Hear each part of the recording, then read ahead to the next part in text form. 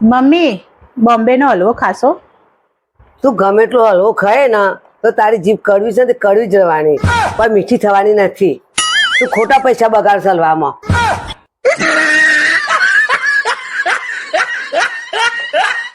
Hello. હું તો છે ને મારા છોકરાને એકેય વસ્તુ માટે ના નહીં પાડતી.